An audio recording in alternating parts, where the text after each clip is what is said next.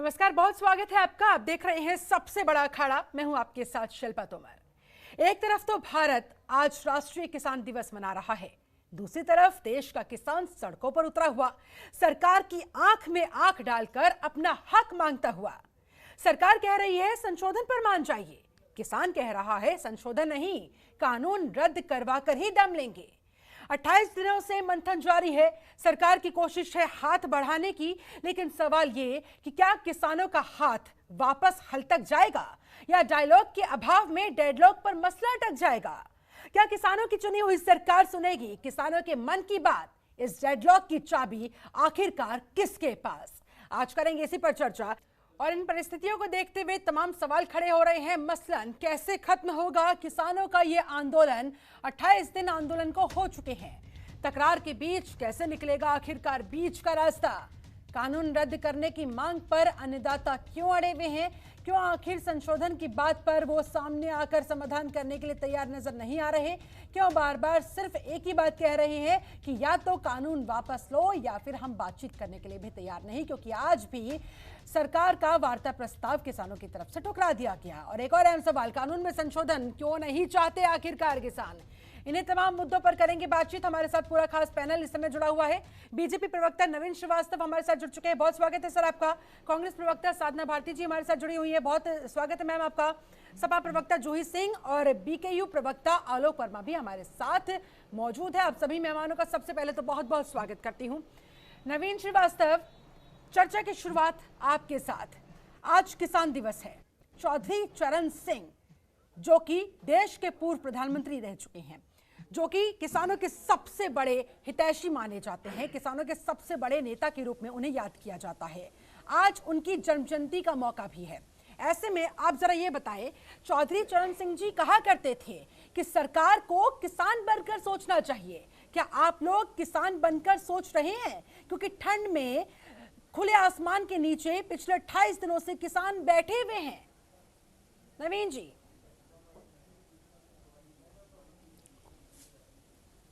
शिल्पा जी, देखिए आज चौधरी चरण सिंह जी की जयंती है और सही बात है कि उनसे बड़ा कोई किसान नेता इस देश में नहीं हुआ जिसका पूरे देश में एक प्रभाव था। लेकिन किस प्रकार के दोहरे चरित्र के लोग हैं। चौधरी चरण सिंह जी के साथ कांग्रेस ने क्या किया था, यह सर्वविदित है। आज वही कांग्रेस आज वही दोहरा रवैया अपना रही है। आज उनके जन्मदिन के दिन जिस प्रकार से कांग्रेस नौटंकी कर रही है वो सब देख रहा है।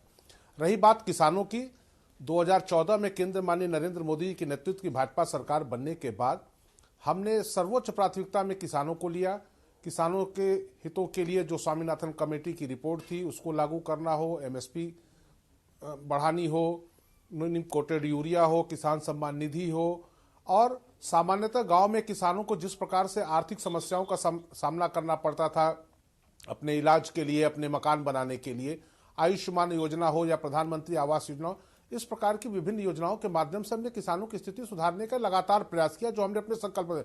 लेकिन दुर्भाग्य है कि आज किसान हित की बात करने वाले राजनीतिक दल जब अपने सरकार में थे तो किसानों के हित के लिए जो फैसले लेने थे उस पर चर्चा जरूर की, लेकिन उनके अंदर राजनीतिक इच्छा शक्ति नहीं थी और किसानों के लिए भला करने की इच्छा नहीं थी, इसलिए उसको उन्होंने लागू नहीं किया। जब केंद्र में मोदी जी की सरकार ने उन चीजों को लागू किया है तो आज वो विरोध कर रहे हैं। हम खुले दिल से किसानों के साथ वार्ता कर रहे हैं, 5 चक्र की वार्ता भी हुई। और शिल्पा जी आप याद करिए, जब सिर्फ किसानों को लेकर था, क्योंकि आज भी जिस तरीके से आप की तरफ से किसानों को वार्ता प्रस्ताव भेजा गया था वो साफ तौर पर एक बार फिर ठुकरा दिया गया है उनकी तरफ से। ऐसे में अब ये जो डेडलॉक की स्थिति उत्पन्न हो चुकी है, आखिरकार इसकी चाबी अल्टीमेटली किसके पास है? कैसे डेडलॉक खत्म होगा, ये जानना चाह रही हूं आपसे। शिल्पा जी, मैं वही बताना चाह रहा हूं। देखिए, जब यह आंदोलन शुरू हुआ तो सबसे पहले किसानों की शंकाएं थी कि सरकार एमएसपी को खत्म करेगी और मंडी को खत्म करेगी। सरकार ये लिख के दे कि हम एमएसपी को खत्म नहीं करेंगे। जब तीसरे चौथे चक्र की वार्ता के बाद केंद्रीय कृषि मंत्री नरेंद्र तोमर जी ने कहा कि हम ये लिख के देने को तैयार है कि हम एमएसपी नहीं खत्म करेंगे, तब क्या मांग आई कि नहीं साहब अब इसको आप कानून बना दीजिए। फिर क्या क्या नई नई मांगे आती गई। तो कहीं ना कहीं से हम खुले दिल से तैयार हैं बातचीत करने के लिए, संशोधन करने के लिए। लेकिन जिस प्रकार से किसानों के नाम पर पीछे से कुछ लोग उनको इस प्रकार के कि वो अड़े हुए हैं कि हम वार्ता भी नहीं करेंगे, बिना वार्ता के तो कोई चीज हल नहीं होने वाली है। और उनकी यह मांग कि आप इस कानून को रद्द करिए और फिर से बात करें। हम कह रहे हैं कि इसमें जो आपको कमी लग रही है वो खुले दिल से बात करिए, आपके हित के जो भी निर्णय वो हम निर्णय लेंगे, संशोधन करें। ठीक है नवीन साहब, बार बार आप लोगों की तरफ से एक ही बात कही जा रही है कि हम बातचीत के लिए तैयार है, बातचीत हो रही है और कई दौर की बैठकें भी हो चुकी हैं, हम सब देख रहे हैं, पूरा देश देख रहा है, देश के तमाम किसान देख रहे हैं, लेकिन अल्टीमेटली सवाल तो यही खड़ा होता है घूम फिर के कि उस बातचीत का कोई नतीजा निकलता हुआ नजर नहीं आ रहा है। आप कह रहे हैं बातचीत करेंगे, रास्ता निकालेंगे, बीच के रास्ता खोजने की कोशिश करेंगे, लेकिन फिर पिछले 28 दिनों से हो क्या रहा है? शिल्पा जी देखिए, सवाल इस बात का है कि कहीं भी कोई भी समस्या का समाधान तब होता है जब दोनों पक्ष उसके लिए राजी हो, दोनों पक्ष की इच्छा हो, और इच्छा शक्ति नहीं हो। हम पूरी तरह से तैयार हैं, हम हर बात को स्वीकार करने को तैयार हैं, हर उसमें संशोधन करने को तैयार हैं, लेकिन यह जिद कि हम कुछ नहीं सुनेंगे। साहब आप देखिए कि वार्ता शुरू कहां से हुई कि आप लिख के दीजिए कि हम एमएसपी खत्म नहीं करेंगे, अब क्या कि ये सारे कानून आप खत्म कर दीजिए। तो कहीं ना कहीं पर्दे के पीछे से कुछ ऐसी अदृश्य ताकतें हैं जो इस गतिरोध को तोड़ने नहीं देना चाहती हैं। हम चाहते हैं कि आप वार्ता कीजिए, आपके जो सुझाव है उस पर चर्चा करें, हम आपके लिए जो भी चीजें कहें उसके लिए तैयार हो गए, लेकिन अब अंत में यह कहना कि साहब इसको खत्म कर दीजिए, इसके बिना हम बात नहीं करेंगे, तो यह पूरे देश की जनता देख रही है कि आखिर है क्या इसके लिए। आलोक जी जरा जवाब दें। कहा जा रहा है कि आप दोनों पक्षों के बीच कोई तीसरा पक्ष घुसने की कोशिश करता हुआ इस पूरे आंदोलन को आउट ऑफ ट्रैक करने की कोशिश करता हुआ, आपको भी क्या यही लग रहा है? और अगर नहीं तो अगर सिर्फ डायरेक्ट आपके और सरकार के बीच में बात हो रही है तो फिर पेच आखिरकार अब तक 28 दिनों से फंसा कहां हुआ है? आज आप लोगों की तरफ से एक बार फिर प्रस्ताव को खारिज कर दिया गया, ठुकरा दिया गया, अब आप लोगों के मन में क्या है? क्या आगे की आप लोगों की स्ट्रेटेजी?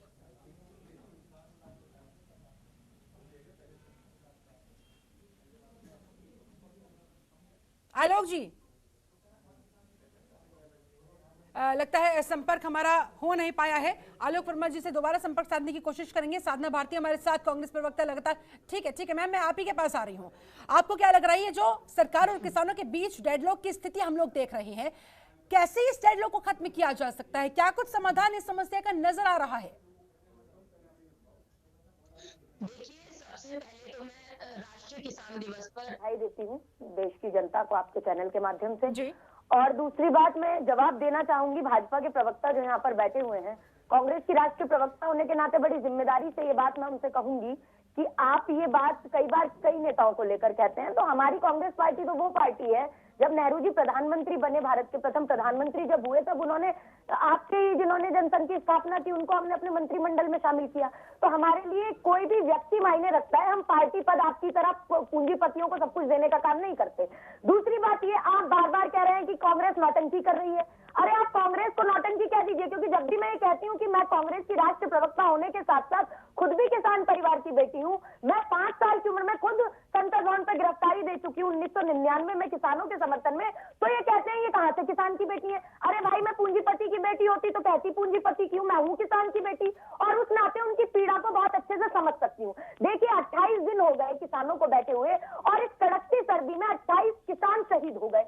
यहाँ किसान शहीद होते हैं आंदोलनों में, और किसान के बेटे सरहद पर शहीद होते हैं। और अमित शाह जी किसानों के घर पर जाकर अपने पेट की भूख को खत्म करने का काम करते हैं, वह खाना खाते हैं, और वही किसान भूख हड़ताल करता हुआ हमें नजर आता है, जो कि शर्मनाक है। किसान बार बार ये मांग कर रहे हैं, आप एमएसपी दीजिए, हम कोई मैक्सिमम नहीं मांग रहे हैं, हम तो मिनिमम मांग रहे हैं।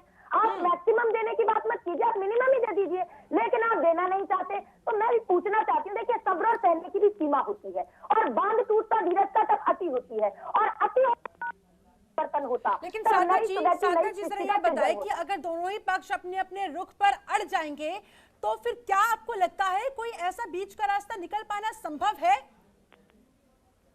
देखिए, हमने तो जब ये कानून अध्यादेश लेकर आए थे, तब भी हमने कांग्रेस पार्टी ने पूरी जिम्मेदारी से कहा था कि इस अध्यादेश को पहले विशेष समिति को भेजिए। अब ये बात बार बार कभी कांग्रेस के मैनिफेस्टो की कर देते हैं। हमने कभी अपने मैनिफेस्टो में ये नहीं कहा कि हम मंडियां खत्म कर देंगे, हमने ये नहीं कहा कि हम किसानों की 25 लाख करोड़ की भारत की खेती उपज का कारोबार हम चंद धन्ना सेठों के हाथों में दे देंगे। देखिए, ये बार बार मैं पूछती हूँ, तब इनके पास जवाब नहीं होता कि आपने हमारे मैनिफेस्टो को पढ़ने में इतना समय जाया किया। जनाब अरुण जेटली जी का भाषण भी सुन लेते लोकसभा में, वो क्या कहते थे, वो खिलाफत करते नजर आते थे। सुषमा स्वराज जी ने भी खिलाफत की, और 2011 में स्वयं जो आज प्रधानमंत्री हमारे आदरणीय नरेंद्र मोदी जी हैं, उन्होंने मनमोहन सिंह जी को एक रिपोर्ट सौंपी थी working group of consumer affairs के, जब अध्यक्ष हुआ करते थे, उसमें एमएसपी की गारंटी की मांग की थी। पेज नंबर 19 पढ़िएगा साहब, ठीक से पढ़िएगा, आपको समझ में आएगा। तो आप आज किसानों को नासमझ बता रहे हैं, तो उस समय मोदी जी नासमझ थे क्या? आप ये भी बता दीजिए। तो देश का अन्नदाता नासमझ नहीं है। आप पूंजीपतियों को नमन और किसानों का दमन करना खत्म कीजिए। और पहले ये कहते थे बहुत हुआ किसानों के साथ अत्याचार, अब की बार मोदी सरकार। अब इन आरोपों पर नवीन श्रीवास्तव क्या कहेंगे आप? मुस्कुरा तो रहे हैं आप, लेकिन क्या कोई जवाब है आपके पास? क्योंकि अल्टीमेटली सत्ता में आप लोग हैं, तो पहली जिम्मेदारी, पहली जवाबदेही आप ही की बनती है। देखिए, अभी कांग्रेस की प्रवक्ता साधना जी ने बहुत अच्छी बात कही, किसान की बेटी हैं, हम स्वागत करते हैं उनका। लेकिन भारतीय जनता पार्टी पर यह आरोप कि किसानों से बातचीत नहीं की, निश्चित रूप से हमने पी चिदम्बरम ऐसे लोग जो गमले में करोड़ों की गोभी उगाते हैं, उनसे हमने बात नहीं की। हमने देश के वास्तविक किसानों से बात की। सबसे बड़ी चीज ये है शिल्पा जी कि जिस किसान के बिल को हम लेके आज ये चर्चा कर रहे हैं, यह विभिन्न पार्टियों ने विभिन्न स्तरों पर इस पर चर्चा की, इसको लागू करने की बात की, कोई लागू नहीं कर पाया क्योंकि इच्छा शक्ति नहीं थी किसानों को भला करने। और हमने, सुनिए साधना जी, जरा शांत रहिए, इतना बेचैन मत होइए, आप गंभीरता सुनिए। रही बात, अरे सुनिए आपको कीमतें भी मालूम है, अरे सुनिए आप महिला हैं, आप महिला, मैं आपका सम्मान कर रहा हूं, लेकिन आप इस तरह से मत करिए। आपको महिला होने का मतलब यह अधिकार नहीं है कि आप जो चाहे बोलती रहे। शांति सुनिए, आप सुनने का धैर्य रखिए, सुनने का धैर्य रखिए। साधना भारती जी, सुनने का धैर्य रखिए। आप इस तरह से चिल्ला के डिबेट को बिगड़ मत करिए। आपके पास भी लौटूंगी मैं। आप की प्रतिक्रिया ले लेती हूं जी। अच्छी के साथ चर्चा को आगे बढ़ाते हैं, साधना भारती थोड़ा पेशेंस रखिए, पूरा समय दिया जाएगा। साधना जी प्लीज, आपसे बार बार दरख्वास्त करेंगे। जूही सिंह सभा प्रवक्ता हमारे साथ जुड़ी हुई है लगातार। जूही जी, आपको क्या लग रहा है इस सिचुएशन का फिलहाल क्या हल निकलता हुआ दिखाई दे रहा है? इन किसानों को वहां से कपकपाती ठंड से उठाने के लिए क्या रास्ता? शिल्पा जी, पहले इनको शांत करा दीजिए। शिल्पा जी, कठिनाई है गंभीर विषय पर साधना जी प्लीज सुन लीजिए।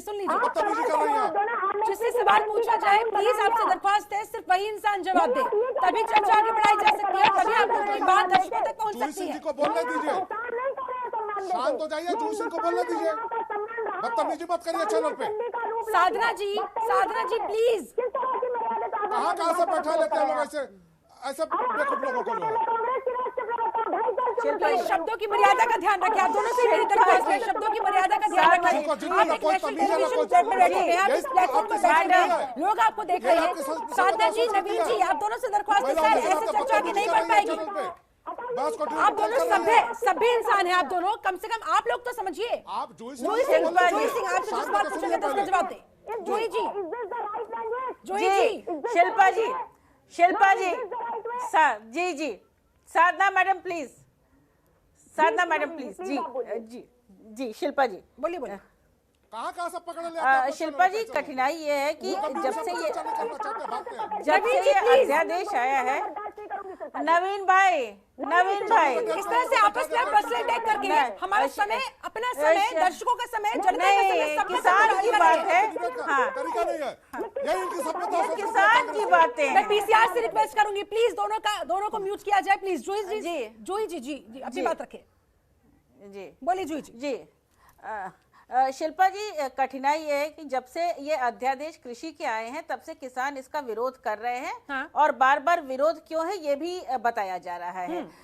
कठिनाई ये है कि सरकार वही प्रेजेंटेशन बार बार किसानों को दिखाती है जिसमें वो बताती है कि न्यूनतम समर्थन मूल्य मिल रहा है। किसान ये जानता है कि जमीन पर उसे न्यूनतम समर्थन मूल्य नहीं मिल रहा है, उसकी लागत नहीं निकल रही है, उसको विभिन्न सुविधाएं नहीं मिल रही है, बाजार नहीं है। सरकार कहती है कि आपकी इच्छा है, आप कहीं भी बेच सकते हैं। हाँ। छोटा किसान है जो थोड़ी सी गोभी, गाजर, मटर उगाता है, वो कहाँ ले जाएगा? उत्तर प्रदेश का किसान जो है 10 किलोमीटर तक तो मंडी में पहुंच नहीं पाता है, माल भाड़ा इतना हो गया है, ये कठिनाइयां हैं। तो सरकार को ये समझना पड़ेगा कि वास्तविक कठिनाइयां क्या है। कॉन्ट्रैक्ट फार्मिंग में कई ऐसे मापदंड होते हैं जो किसान नहीं पूरा कर पाता, और अन्य होता यह है, जैसे अभी मध्य प्रदेश से एक रिपोर्ट आई है कि एक किसान का पूरा धान रिजेक्ट कर दिया गया और बाहर की मंडी से उस कंपनी ने धान खरीद लिया, कहते हुए कि मापदंड सही नहीं है, इसमें किसी की मात्रा इंसेक्टिसाइड की ज्यादा आ गई है। तो किसान कोई वकील कोर्ट कचहरी के चक्कर नहीं काट सकता है। तो जरूरी है कि आप पहले बीज उपलब्ध नहीं है, खाद उपलब्ध नहीं है, केवल कहने से नहीं होता है। हम जहां सरकार सही काम करती है, जैसे कि प्रधानमंत्री सम्मान योजना का आपने जिक्र किया, वो सही है कि किसान के खाते में पैसा पहुंच रहा है, उससे उनको मदद मिली है। लेकिन हमें ख्याल करना होगा कि यही किसान है जो कोरोना काल में, जिसकी वजह से सारा सार्वजनिक प्रणाली वितरण जो हमारा पब्लिक डिस्ट्रीब्यूशन सिस्टम था वो चल रहा था। आपने स्टॉकिंग पर भी जो एक सरकार का कंट्रोल था वो हटा लिया। तो किसान को ये दिख रहा है कि जिस सरकार पे वे विश्वास करती थी वो अपनी जिम्मेदारी से हट रहा है और उसको बाजार के सहारे छोड़ रहा है। इसीलिए अब किसान किसी की भी सुनने के लिए तैयार नहीं है। नवीन श्रीवास्तव, आप समझ रहे हैं किसानों के इस दर्द को, आप समझ रहे हैं किसानों की इस पीड़ा को, और शायद यही पीड़ा किसानों को वहां सड़कों से उठने नहीं दे रही। और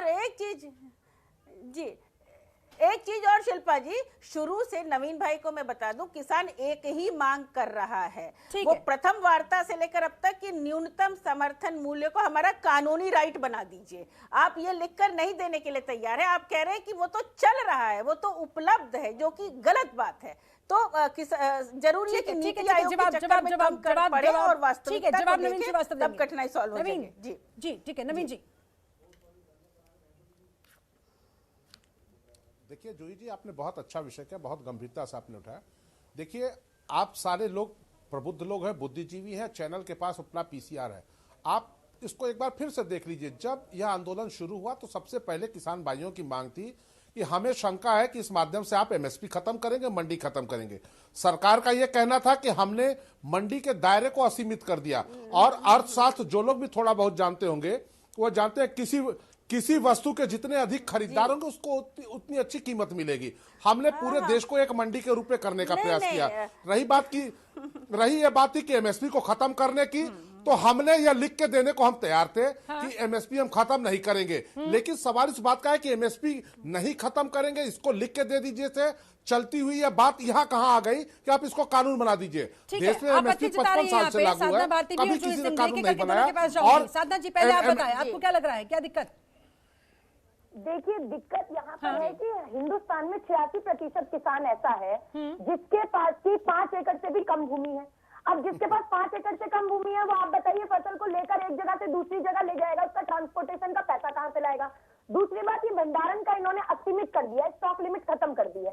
जबकि मैं पहले भी बता चुकी हूँ, सन 1943 और 44 में जब बंगाल में सूखा पड़ा तो ईस्ट इंडिया कंपनी के अधिक भंडारण के कारण 40 लाख से अधिक लोग केवल भूख से मर गए थे। आज ये फिर उस कानून को लेकर आए जिससे कालाबाजारी भी बढ़ेगी। आज अगर किसान एमएसपी की गारंटी की मांग कर रहे हैं, हमने पंजाब में भी बनाया ना कानून, ऐसा तो नहीं है कानून नहीं बन सकता। तो आप क्यों नहीं बनाना चाहते? चोर दरवाजे से आप अध्यादेश लेकर आए, राज्यसभा में आप जो सांसद विरोध कर रहे थे उनको आपने निलंबित किया। तो ये तरीका, यानी कि आप कहना चाह रही है छोटे किसानों के हितों को यहाँ पर इस कानून के जरिए अनदेखा किया गया है, उनकी कहीं कोई सुनवाई नहीं होगी। चलिए ठीक, भारतीय किसान यूनियन के प्रवक्ता आलोक वर्मा भी हमारे साथ जुड़े हुए हैं। आलोक जी, मैंने थोड़ी देर पहले भी आपसे सवाल पूछा था लेकिन तकनीकी खराबी की वजह से आवाज आप तक पहुंच नहीं पाई थी, संपर्क हो नहीं पाया था। अब आप जुड़े हैं तो जरा जवाब दीजिए, आज का जो वार्ता प्रस्ताव आप लोगों की तरफ से ठुकराया गया, अब आगे आप लोग क्या करने जा रही हैं? क्योंकि सिर्फ और सिर्फ हम सबको पता है बातचीत के जरिए ही रास्ता कोई निकल सकता है, समाधान कोई निकल सकता है, लेकिन अब तो वो भी लग रहा है क्योंकि 28 दिनों से हो क्या रहा है, बातचीत ही तो हो रही है, कोई निष्कर्ष नहीं निकल पा रहा। आज का प्रस्ताव भी ठुकरा दिया गया, अब आगे क्या? मैं जनतंत्र टीवी के जितने भी दर्शक हैं सभी को किसान दिवस की हार्दिक शुभकामनाएं देना चाहता हूं। और मैं आपको बताऊं कि ये जो वार्ता का है, ये वार्ता इसलिए कि भाई सरकार ने तो अपना फैसला सुना ही दिया। सरकार ने तो कह दिया कि हम बिल वापस नहीं करेंगे। अरे आप संशोधन की बात पे है, ठीक है आप देख लो, अगर बिल पूरा खराब है तो इसको वापस लेने में क्या दिक्कत है। और मैं शिल्पा जी बताऊं कि किसानों ने 5 दौर की वार्ता सरकार से की है और हम लोग का मानना है कि समाधान भी वार्ता के माध्यम से ही होगा। तो भाई सरकार, लेकिन वार्ता हो कहाँ रही है? वार्ता की जो नहीं, पेशकश आप लोगों के पास गई, आपने उसे ठुकरा दिया, यानी कि उसमें तो फिर गतिरोध आ गया ना। और अगर बातचीत होगी नहीं, वार्ता होगी नहीं, तो फिर समाधान की सोची कैसे जा सकती है? शिल्पा जी, हम लोगों ने एक कमेटी बना दी है। वो कमेटी अब सरकार के द्वारा जो भी प्रस्ताव आएंगे उसको देखेगी और चिट्ठीबाजी जैसे सरकार भेजती वैसे भेजती रहेगी। हाँ। और हम लोग देखिए, हम लोग का सीधा सा एक कहना है कि सरकार के जो 15 पॉइंट है बिल के, उसमें से 12 में संशोधन, मतलब जब बिल लेके आई थी तब तो सरकार मान रही थी कि किसान हित में, जब हम लोगों ने उसमें अपनी बात की, विचार दिया उस पर, तो 12 पे संशोधन करने को तैयार हो गई। हाँ? इसका मतलब सरकार ने खुद माना ना कि 12 हमारा जो बिल है उसमें 12 पॉइंट खराब है, 15 में से 12 खराब है।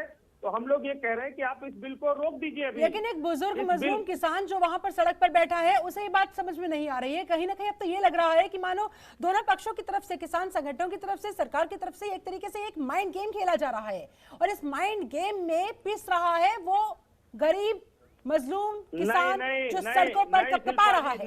ना देखो, मैं बता दूं, ये किसान आंदोलन अब किसान नेताओं के हाथ में नहीं है। मैं आपके चैनल तो फिर के माध्यम से बताना चाहता हूं। आपके राष्ट्रीय, ठीक है सुनिए, फिर आपके अध्यक्ष राकेश टिकैत का ये बयान भी आपको पता होगा, अडानी का, अंबानी का बहिष्कार का वो लोग बात कर रहे हैं। ऐसे में क्या ये पॉलिटिकल बयानबाजी नहीं लगती है? क्योंकि अगर अडानी का, अंबानी का बॉयकॉट करते हुए, एक तो देश की अर्थव्यवस्था आप पहले से ही जान रहे हैं कोरोना की वजह से किस तरह से बदतर होती गई थी, ट्रैक पर आने की कोशिश हुई थी, जो अर्थव्यवस्था ढलान पर थी, एक बार फिर से वो वापस से पटरी पर आने की कोशिश कर रही थी। लेकिन इस आंदोलन की वजह से एसोचैम की रिपोर्ट भी आपने पढ़ी होगी, वो भी आप तक पहुंची होगी जरूर, किस तरह से देश को रोजाना 3500 करोड़ रुपए का नुकसान उठाना पड़ रहा है। भाई 3500 करोड़ का देश को नुकसान उठाना पड़ रहा है शिल्पा जी, तो हम 3500 करोड़ देने को तैयार हैं। हम 70 साल से घाटे की खेती कर रहे हैं, हमारा नुकसान सरकार दे दे। और नवीन भाई बैठे हुए हमारे बड़े अच्छे मित्र हैं, ये हमारे लिए बिचौलिए के रूप में आ जाए और बात हमारी सरकार से करवा दे। नवीन जी जवाब दे। नवीन जी सीधे तौर पर जरा जवाब दीजिए। साफ तौर पर आपसे ये सवाल किया जा रहा है कि आप लोगों को अब जिस तरीके से बीजेपी की तरफ से भी कहा जा रहा है कि एसोचैम की ये रिपोर्ट देखिए, आंदोलन की वजह से देश को नुकसान हो रहा है, दूसरी तरफ आप कह रहे हैं कि विपक्ष लोगों को यहाँ पर किसानों को भ्रमित कर रहा है, उन्हें बरगला रहा है, आंदोलन लंबा खिंचता जा रहा है, देश की अर्थव्यवस्था को नुकसान होता जा रहा है। ऐसे में आपकी क्या जवाबदेही नहीं बनती है? ये आरोप है सर, ये आरोप है, ये मैं नहीं कह रही, ये आरोप है, ये बीजेपी के आरोप है जो बीजेपी हर मन से कहती नजर आ रही है। अरे शिल्पा जी, आप ये बताओ, हमारे आंदोलन में आपको कोई कांग्रेस का आदमी मिला, आपको कोई समाजवादी पार्टी का आदमी मिला, या किसी राजनीतिक दल का आदमी मिला? कोई नहीं मिला ना। तो कम से कम आप तो ये बात ना कहो। चलिए ठीक है नवीन श्रीवास्तव, आपको सारे नुकसान नजर आ रहे हैं, लेकिन किसानों का जो सालों से नुकसान होता आ रहा है, जिस वजह से अब किसान सड़कों पर से उठने के लिए तैयार नजर नहीं आ रहे, वो नहीं दिख रहा। शिल्पा जी, अगर हम किसान के दुख दर्द को नहीं जानते तो 2014 में सरकार बनने के बाद लगातार हम किसानों के आर्थिक स्वावलंबन के लिए विभिन्न प्रकार की योजनाओं के माध्यम से काम नहीं करते। रही बात जो ये गतिरोध है, आलोक वर्मा जी ने अच्छी बात कही कि इसमें कोई सपा का नहीं है, कोई कांग्रेस का नहीं है, कोई किसी का नहीं है। मैं उनकी बात से सहमत हूँ। हम मान के भी चल रहे हैं कि ये किसान का आंदोलन है, किसान अपने हक के लिए, अधिकार के लिए बात कर रहा है। विपक्ष भ्रमित कर रहा है, जिस प्रकार से गतिरोध, क्यों फिर इसके पीछे सियासी साजिश और राजनीतिकरण की बात आप लोगों की तरफ से कही जाती है? मेरी शिल्पा जी, मेरी बात जरा कृपया पूरी हो जाने दीजिए। आपने जो सेंटेंस बोला, मैंने उसी पर तो सवाल खड़ा किया। दोबारा इस बात को बोलिए शिल्पा जी, आप जरा सुन ले जरा। बोलिए।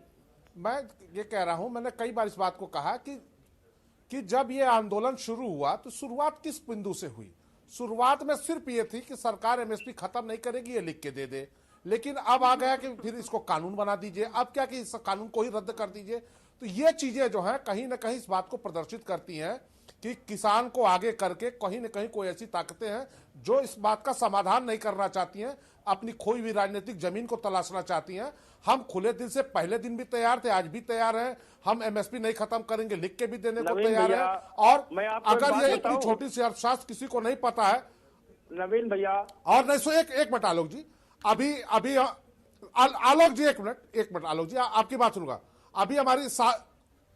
अभी साधना जी ने एक बात कही कि हमारे किसान बहुत छोटी जोत के हैं, 5 एकड़ से कम के किसान हैं, वो कैसे अपने उत्पादन को दूसरे जगहों पर ले जाएंगे, कैसे मंडी ले जाएंगे। तो साधना जी अपने को किसान की बेटी बताती हैं। मैं उनकी जानकारी के लिए बताना चाहता हूं कि जिसके घर 5 लीटर दूध होता है, उसका भी दूध कलेक्ट होकर आनंद में, पराग में जाता है। छोटे छोटे मैं जिस जिले का रहने वाला गाजीपुर, 50-50 किलो टमाटर गुवाहाटी किसानों के जाते हैं, और नासिक का प्याज लखनऊ में बिकता है, जम्मू कश्मीर का सेब लखनऊ में बिकता है। तो क्या कोई 200 एकड़ के फार्मिंग वाले नहीं लोग हैं?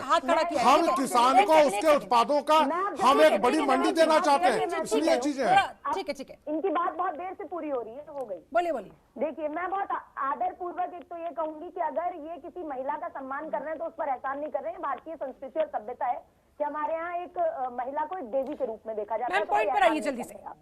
दूसरी बात ये कि इन्होंने कहा कि हम राजनीतिक रोटियां सेकने की किसी के लिए बात की। देखिए, पहले भूमि अधिग्रहण का काला बिल लेकर आए थे हमने, और कई विपक्षी दलों ने मिलकर, सोनिया जी, गांधी जी के साथ साथ कई विपक्षी दलों ने संसद से सड़क तक मार्च किया, राष्ट्रपति भवन तक मार्च किया। हमने इनका वो बिल भी वापस कराया था। तो ऐसा नहीं है कि कानूनों में संशोधन नहीं होते और कानून वापस नहीं लिए जाते। अब ये बार बार किसानों से कह रहे हैं कि ये तो पहले कुछ अरे अब आपकी कई वार्ताएं हुई, आपने खूब खो-खो का खेल खेला उनके साथ, लेकिन खो-खो का खेल खेलने के बाद आज किसान कह रहा है कि हमें इस कानून के अंदर कुछ भी अच्छा नहीं दिख रहा, हमें कानून चाहिए ही नहीं। आप कह रहे हैं नहीं ये कानून आपके लिए, वो कह रहे हैं कि हमारे लिए कानून नहीं, हमें अच्छा लग रहा, वापस ले लीजिए। भाई, जिसके लिए आपने कानून बनाया, जब उसको हजम नहीं हो रहा तो आप जबरदस्ती उस कानून को क्यों थोपना चाहते हैं, हम ये पूछ रहे हैं। दूसरी बात, अडानी और अंबानी की अगर बात आती है तो इसीलिए आती है क्योंकि 100 एकड़ की जमीन हरियाणा में अडानी को दे सकते हैं, लेकिन किसानों से मिलने सिंघू बॉर्डर नहीं जा सकते। ये संवाद उस पर कर सकते हैं, ऑनलाइन संवाद कर सकते हैं किसानों के साथ। उस मध्य प्रदेश में संवाद कर रहे हैं जब कानून बनने के बाद शिवराज सिंह चौहान जी ने ये कह दिया कि अगर कोई बाहर का फसल बेचने आएगा तो हम जेल पहुंचा देंगे। एक देश एक बाजार की बात अगर आप कर रहे हैं तो ये ठीक है, इसका जवाब भी नवीन जी देंगे, लेकिन उससे पहले जुवी जी। ठीक है साधना जी, आपकी बात खत्म हो गई है। ठीक है मैम, ठीक है, आपने जो सवाल खड़ा किया उसका जवाब नवीन जी से लेंगे, लेकिन उससे पहले जूही सिंह कुछ कहना चाह रही है। जूही जी। जी शिल्पा जी, अभी बताया गया कि 35,000 करोड़ एसोचैम ने बताया कि इतना नुकसान किसानों के धरने की वजह से प्रतिदिन हो रहा है। एसोचैम की हॉर्टिकल्चर कमेटी को मैंने 2 साल हेड किया है। जब इतना नुकसान हो रहा है तो ये कहना कि वहाँ चंद किसान हैं, वहाँ राजनीतिक दल हैं, कई नाम भी किसान को बुलाए गए, ये तो सरकार को सोचना होगा। दूसरी बात ये कि राजनीति करना अलग बात है, लेकिन कई लोग, जैसे हम नवीन जी अच्छी तरह जानते हैं कि 25 साल से मैं कृषि कर रही हूं और खुद अपना काम देखती हूं। ये कहना बहुत आसान है कि हमने आपके लिए बाजार खोल दिए। ये देखना जरूरी है कि किसान उस बाजार तक पहुंच रहा है। 1 रुपया प्रति गोभी उसको आज खेत पर मिल रही है लखनऊ में। तो आप बताइए कि हम कहाँ अपनी गोभी भेजें। टमाटर का दाम जरा आप मिडिलमैन, जो आपके मिडिलमैन हैं वो उठा रहे हैं, मंडियां चल नहीं रही है, क्रय केंद्र आप खुल नहीं रहे हैं। और एक और बात बता दूं कि उत्तर प्रदेश में मंडियों के थ्रू जो सेंट्रल खरीदारी होती है वो नहीं होती है, ज्यादातर जो है आप मंडियों के बाहर करते हैं। तो ये थोड़ा सा ये लोग सुधार ले लें और थोड़ा सा समझ लें कि किस तरह की कठिनाइयां किसान को हैं और कैसे उसको दूर करेंगे। वार्ता के लिए कोई मिडवे सरकार खोल नहीं रही है, सरकार कह रही है और शुरू से किसान कह रहा है कि हमें ये सरकार मना नहीं कर रही है। किस हद तक संशोधन पर सरकार रेडी है वो हम सब देख रहे हैं, लेकिन अगर किसान कह रहे हैं कि हमें संशोधन चाहिए ही नहीं, हमें तो उस पर बात ही नहीं करनी है, हमें तो सिर्फ और सिर्फ कानूनों को रद्द करवाना है, तो फिर क्या किया जाए उसका भी जरा शिल्पा समाधान बता दीजिए। क्योंकि शुरू से किसान कह रहा है, इसमें थोड़ा सा असत्य वचन नवीन जी की तरफ से हो रहा है। किसान पहले से कह रहा है कि एमएसपी का हमें लीगल कानून और लीगल अधिकार चाहिए। वो ये नहीं कह रहा है कि सरकार मुझे गारंटी दे, क्योंकि सरकार गारंटी दे भी नहीं रही और वैसे भी अभी तक 6 या 7% लोगों को ही मिनिमम सपोर्ट प्राइस मिल रहा था। स्वामीनाथन रिपोर्ट कहने से कि लागू कर दी नहीं होती है। किसान को आपने कहा था आय दुगनी कर देंगे, किसान को आज लागत भी नहीं मिल रही। क्या किसान की आय दुगनी हुई? आपने कहा आपके नीति आयोग, आपके बड़े बड़े अधिकारी कह रहे हैं कि जो एम्प्लॉयमेंट कृषि में है वो बहुत ज्यादा है, वहां से रोजगार खत्म कर दें। आपने कितना रोजगार बाहर दिया कि आदमी कृषि से हटकर किसी और रोजगार में चला जाए। अगर वहां पर पंजाब, राजस्थान, मध्य प्रदेश, उत्तर प्रदेश के किसान बैठे हैं तो कोई पार्टी उनको बरगला नहीं सकती है। ठंड है, 40 से ऊपर किसान मर चुके हैं। वाजिब सवाल है नवीन श्रीवास्तव, तो अगर आप लोग किसानों को संतुष्ट कर देते तो इस हद तक नौबत आती ही नहीं। ये जो तमाम जो सवाल खड़े हो रहे हैं, और एक तरीके से एक और मैं आपसे सवाल पूछना चाहूंगी कि क्या अब ये पूरा मसला ट्रस्ट डेफिसिट पर आकर अटक गया है, यानी कि विश्वास की कमी और ईगो पर बात आ गई है, इसलिए दोनों पक्ष ट्रस्ट से मस नहीं होना चाहते? देखिए शिल्पा जी, जूही जी बहुत अच्छी किसी को जानती हैं और किसी का व्यवसाय बहुत अच्छा करती हैं। उन्होंने बताया, उन्होंने अपनी बात में कि लखनऊ में खेतों में गोभी 1 रुपए है, उसको दाम नहीं मिल रहा है। हम यही तो चाहते हैं कि जिस प्रकार से नासिक के छोटे किसान का प्याज पूरे देश में जाता है, हिमाचल के छोटे से बागवान का सेब पूरे देश विदेश में जाता है, तो क्यों किसान का उत्पाद जो खराब होने वाली फसल है, सुन लीजिए, सुन लीजिए जरा, सुन लीजिए कृपया। जो मध्यम वर्ग है वो महंगा खरीदता है। मेरी बात सुन लीजिए जरा। ऐसा है, किसान की बात समझिए। नासिक का उदाहरण मेरी बात पूरी हो जाने दीजिए। क्या बात कर रहे हैं? किसानों को अगर आप लोग संतुष्ट कर देते तो अरे मेरी बात पूरी हो जाने दीजिए भाई, इस पैनल को बैठने की जरूरत ही नहीं पड़ती। मेरी बात पूरी हो जाने दीजिए पूरी हो जाने दीजिए जोई जी। देखिए मेरा ये कहना है कि हम इस प्रकार के संसाधनों को विकास कर रहे हैं। किसान, सुन लीजिए जरा ना, किसान के जब ऐसे उत्पाद जैसे सब्जी है, फल है, जो जल्दी खराब होने वाली चीजें हैं वह एक राज्य से दूसरे राज्य में जा सकती हैं, तो किसान के ऐसे उत्पाद जो खराब जल्दी नहीं होने वाले हैं उनको हम कोऑपरेटिव के माध्यम से क्यों नहीं दूसरे राज्यों में बेच सकते हैं, क्यों नहीं दूसरी बड़ी मंडियों में हम बेच सकते हैं। लेकिन यह बात करना कि किसान आप कानून को क्यों नहीं रद्द कर रहे हैं, कानून को क्यों नहीं रद्द कर रहे हैं, यही बात देश की जनता समझना चाहती है कि आखिर ऐसा क्या हुआ कि एमएसपी लिखित देने के से अब कानून खत्म करने की बात कहां से आ गई। यही हम करना चाहते हैं और हम किसानों के हक के लिए जो बेहतर हो सकता है वो सारी चीजें हम कर रहे हैं। लेकिन जिस प्रकार से जूही सिंह जी का, जिस प्रकार से जूही सिंह जी के उत्पाद विदेशों तक जा सकते हैं, तो एक सामान्य किसान के क्यों नहीं जा सकते हैं। और आप लोगों को ये कानून इतना बुरा लग रहा है कि संशोधन तक पर आप लोग तैयार नहीं हो रहे। किसान अपनी आलोक वर्मा जी, शिल्पा जी मैं आपको बताऊं कि नवीन भाई बहुत अच्छी इन्होंने स्कीम बताई है। हमने भी गोभी लगाई है, गोभी 1-1.5 रुपया फूल बिक रहा है। हमें बता दे कौन सी कोऑपरेटिव से हम उसको बाहर भेज दे, हमें बता दे, वो जगह बता दे, वहाँ भिजवा देंगे। हमको 5 रुपया फूल दिला दे, हम इनको भिजवा देंगे। सही बात। देखो मैं आपको बताऊं शिल्पा जी, ये कुछ कहने से करने से कुछ नहीं होता।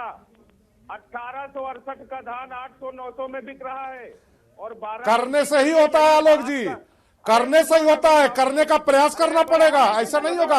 सही बात कहा आपने, करने का प्रयास करना पड़ेगा। जिस प्रकार से देश के अन्य क्षेत्रों के उत्पादकों के उत्पाद कोऑपरेटिव के माध्यम से पूरे देश भर में जाते हैं, तो आपके उत्पाद हमारे उत्पाद क्यों नहीं जा सकते हैं। अगर जूही जी के फार्म हाउस की चीजें विदेश तक जा सकती हैं, तो हमारे आपके उत्पाद क्यों नहीं जा सकते हैं।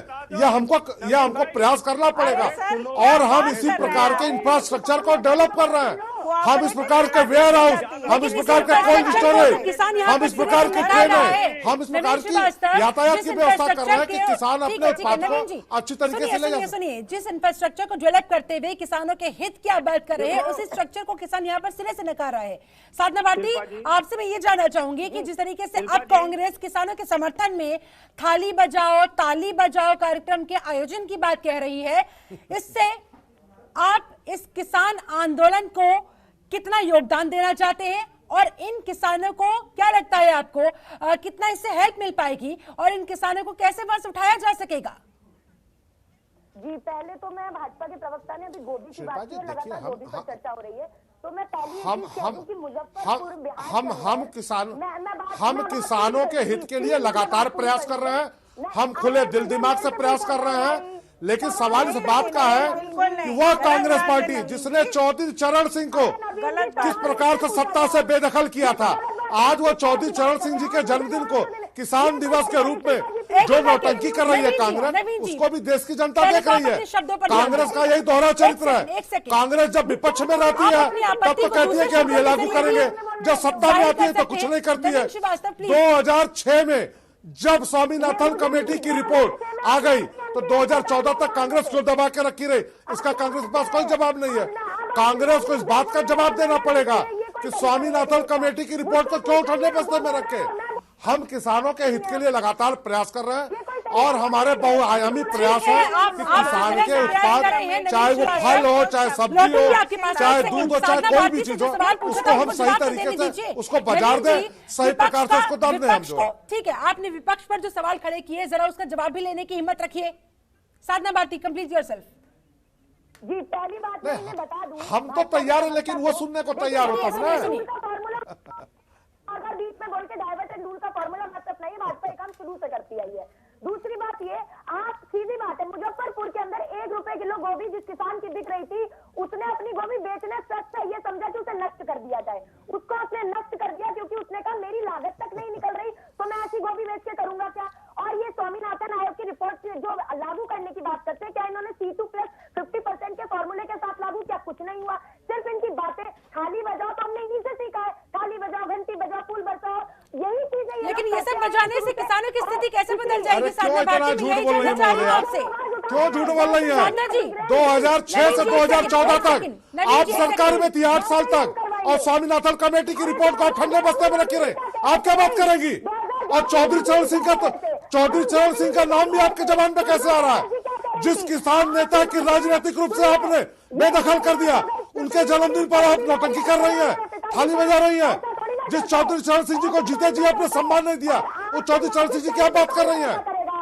शर्म आनी चाहिए। यही आपके कांग्रेस का दोहरा चरित्र है कि एक तरफ अपमानित करो और दूसरी तरफ नौटंकी करो। चौधरी चरण सिंह जी का एक किसान नेता के रूप में जितना कांग्रेस पार्टी ने अपमानित किया, उतना इस देश में किसी ने नहीं किया। किसी ने उनको इतना असम्मानित नहीं किया। बीजेपी कहती है कांग्रेस ने कुछ नहीं किया। कांग्रेस कह रही है कि जब से बीजेपी की हार सत्ता आई है, बीजेपी ने किसानों के लिए कुछ नहीं सोचा। आलोक वर्मा, इन दोनों की इस लड़ाई में, इन राजनीतिक दलों की इस लड़ाई में आप लोग यूं ही पिसते जाएंगे क्या? अरे क्योंकि आपका आंदोलन तो फिलहाल पिसता नजर आ ही रहा है। देखिए, ये क्या है, हैसियत में तो कुछ नहीं होगा। इन्हें समझना पड़ेगा कि किसानों को आतंकवादी, माओवादी, नक्सलवादी कहना बंद करना पड़ेगा। आदिवासी मेरी, अरे आपको शर्म नहीं आती है? बताए शर्म। जब किसान आंदोलन का नाम बताएंगे कि इंदिरा को ठोक दिया, मोदी को ठोक देंगे, तो आप लोगों को शर्म आया नहीं है कि इंदिरा को ठोक दिया कहने के बाद भी कांग्रेस उन्हें समर्थन कर रही है? आप लोगों को तो शर्म आया खाई नहीं है। शर्म आया तो घोल के पी चुकी है आप लोग। जो किसान के रूप में ये कहता है कि हमने इंदिरा को ठोक दिया, हम मोदी को ठोक देंगे, उनका समर्थन आप करती है, उनको आपको किसान लगते हैं। नवीन जी, जितनी चिंता आपको कांग्रेस की हो रही है, क्या आपको देश की अर्थव्यवस्था की इतनी चिंता है? नवीन श्रीवास्तव कहते हैं कि अगर आप मेरा सवाल सुन पा रहे हैं तो जरा इस बात का जवाब दीजिए। जितनी चिंता नवीन श्रीवास्तव आपको कांग्रेस की हो रही है, इंदिरा गांधी की हो रही है, अगर आपको देश की अर्थव्यवस्था की इतनी चिंता होती तो इस आंदोलन को खत्म करवाने की तरफ आप लोग और तेजी के साथ प्रयासरत नजर आते। नवीन श्रीवास्तव, 3500 करोड़ रुपए का डेली नुकसान हो रहा है।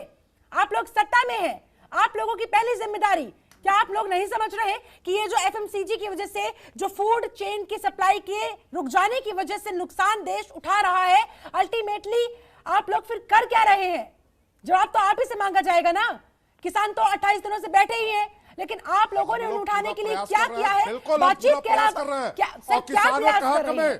क्या प्रयास करें? किसानों के हक में आप जो भी लेकर आए उन्होंने उसे सर्टिफिकेट की जरूरत नहीं है। हम लगातार किसानों के लिए जो कर रहे हैं उसको किसान और इस देश की जनता हमको स्वीकार कर रही है, और आगे भी किसान हमारे अन्नदाता है, हमारे भाग्य विधाता है। उनके हक के लिए जो कुछ करना होगा उसको हम करेंगे बेहतर से बेहतर। और चंद किसान, जो किसान ये कहते हैं कि हमने इंदिरा को ठोक दिया, मोदी को ठोक दिया, उनकी हमें परवाह नहीं है। हम किसानों के साथ खुले दिल दिमाग से बात करने को तैयार है। तो फिर ये बताएं कि किसान वहां से कब उठने वाले हैं? मुझे जरा तारीख और समय बताने की हिम्मत रखेंगे आप? को चलने नहीं देंगे तो उनको हमको कोई वो नहीं है। नवीन श्रीवास्तव, आप बता सकेंगे कि किसान आखिरकार वहां से कब उठने जा रहे हैं? अगर आप इतने ही उनके हित में सोच रहे हैं, अगर आपको लगता है कि सिर्फ इसी तरह से, इसी वार्ता से, बातचीत से आप रास्ता निकाल सकते हैं, अगर निकल सकता तो अब तक निकल जाता। इंतजार क्यों होता 28 दिनों का फिर? देखिए शिल्पा जी, आप एंकर हैं, आप बहुत समझदार महिला हैं, आप बहुत विद्वान हैं। मैं पहले से भी कह रहा हूं कि बात कहां से शुरू हुई थी, बात कहां जाके अटकी है। बात शुरू हुई कि लिख के दीजिए एमएसपी नहीं खत्म करेंगे हम, लेकिन इस बात का क्या इलाज है? अगर वो कह रहे हैं कि हमको नहीं चाहिए कोई चीजें बदल रही हैं, हमको कोई हम तैयार चाहिए ही नहीं, हमें ये कानून ही नहीं उनके चाहिए, कहने से नहीं होगा। आप बात तो करो ना। देखिए नहीं, ये कोई तरीका नहीं है लोकतंत्र में, यह कोई तरीका नहीं है। आप वार्ता करिए, बात करिए, आप जो संशोधन कर रहे हैं हम हर आवश्यक संशोधन करने को तैयार हैं। हमारी नीयत किसानों के हक में करने की है। जवाब दे कि आप गतिरोध हम सब यही करेंगे, हम यही करेंगे, ऐसा नहीं काम चलता लोकतंत्र में। कि आपको बातचीत करनी होगी, कब तक आखिरकार आप वार्ता प्रस्ताव ठुकराते रहेंगे? जिंदा रहने का अधिकार देंगे ना। आलोक वर्मा, बहुत हल्ला हो रहा, फिर से आप सवाल पूछ लो। बोलिए आलोक वर्मा। अरे कांग्रेस वाली बहन जी को जरा कहिए सत्ता से दूर होकर इतनी व्यक्तित्व न रहे भाई। की तरफ से अरे भाई तो भाई आप बोलो। आलोक जी सुनिए, नवीन जी कह रहे हैं कि लोकतंत्र का ये कोई तरीका नहीं होता कि आप इस तरह से वार्ता को बार बार ठुकराते चले जाएंगे, सरकार आपके सामने प्रस्ताव रखेंगी, आप लोग ठुकरा देंगे। अगर ऐसा ही चलता रहा तो जाहिर तौर पर कहीं किसी निष्कर्ष पर निकला नहीं जा सकता। तैयार है। नवीन जी, आपने सेंटेंस ही पूरा नहीं सुना। आलोक वर्मा ने सुन लिया हो तो उसका जवाब दे दे। देखिए शिल्पा जी, मैं आपको बताऊं, लोकतंत्र में ये भी नहीं होता कि सरकार पहले अपना फैसला सुना दे। हाँ। सरकार को कतई ये नहीं कहना चाहिए था कि हम बिल वापस नहीं लेंगे। हाँ। और देखिए, अगर सरकार ये कह सकती है कि हम बिल वापस नहीं लेंगे, तो मैं आपके चैनल के माध्यम से बड़े भाई नवीन जी को कहना चाहूंगा, जब तक बिल वापसी नहीं हो जाएगा तब तक किसान हटेगा नहीं। और 27 तारीख को प्रधानमंत्री जी की मन की बात का विरोध हम ताली और थाली बजाकर करेंगे। और सुन लीजिए, जब तक आपके पास पूरा समय है, काम आपको करना है। बिल आपने बनाया, वापसी आपको लेनी है। आप आज ले लो, 6 महीने बाद ले लो, साल भर बाद ले लो, चाबी आपके पास है। जब चाहो घुमा के किसानों को वापस हंसी खुशी। ठीक है, साधना भारती, आपका फाइनल कमेंट। मेरे पास समय की कमी है मैम, जल्दी से। जी, मैं तो यही कहूंगी, कांग्रेस पार्टी किसानों का समर्थन करती है और भारतीय जनता पार्टी की मोदी सरकार से ये मांग करती है कि आप अपने मन की बात बंद करें और किसानों के और जन की मन की बात सुनते हुए देश के अन्नदाता का सम्मान करें। मैं प्रवचन भी करती रही हूँ हमेशा से, हमारे वेदों पुराणों शास्त्र सब पढ़ लिया, यही समझ में आया है कि अगर भगवान से बड़ा भी कोई भाग्य विधाता है तो वो किसान अन्नदाता है। तो कृपया करके उसका सम्मान करें। 28 दिनों के बाद कैसे इस आंदोलन को खत्म किया जाए, क्या रास्ता नजर आ रहा है? Final comment. शिल्पा जी, किसान कह रहा है कि मिनिमम सपोर्ट प्राइस उसका कानूनी अधिकार होना चाहिए और सरकार को इस बात को मानना ही पड़ेगा। 28 दिन हो गए हैं, आपने उन पे लाठी चार्ज किया, पानी की बौछारें की, उनको जगह जगह रोका। नवीन श्रीवास्तव, सरकार के पास आश्वासन देने के लिए तो सरकार सुन, आगे का रास्ता बताने के लिए नवीन श्रीवास्तव। देखिए शिल्पा जी, निश्चित रूप से हम खुले मन से किसान की बेहतरी के लिए जो कर सकते हैं किसानों से, और कोई अचानक ये बिल नहीं आया। 20 वर्षों से ये सारी चीजें थी, स्टैंडिंग काउंसिल में गई और उत्तर प्रदेश जहां बैठे हैं सबसे बड़े किसान नेता माने जाने वाले धरतीपुत्र मुलायम सिंह जी भी उस कमेटी में थे, उनकी भी सहमति थी। तो ऐसा नहीं है कि हमने किया है। और एक बात जरूर है कि हमने गमले में करोड़ों की गोभी उगाने वाले पी चिदम्बरम या रॉबर्ट वडेरा ऐसे लोगों से मैंने नहीं बात की है, लेकिन सबकी सहमति थी। और आप लोगों ने समय निकाला इस चर्चा में शामिल हुए, आप सभी का बहुत बहुत धन्यवाद। तो आज किसान दिवस है, दिन भी है, दस्तूर भी है, मंजिलें भी जिद्दी है, रास्ते भी जिद्दी है। देखते हैं कल क्या होगा, हौसले भी जिद्दी है। चलिए, आप सभी मेहमानों का बहुत बहुत शुक्रिया मेरे साथ जुड़ने के लिए। इस खास चर्चा में फिलहाल बस इतना ही। अब बने रहिए जनतंत्र टीवी के साथ। नमस्कार। खबरों के निष्पक्ष विश्लेषण के लिए सब्सक्राइब करें Jantantra TV and press the bell icon. Never miss any update.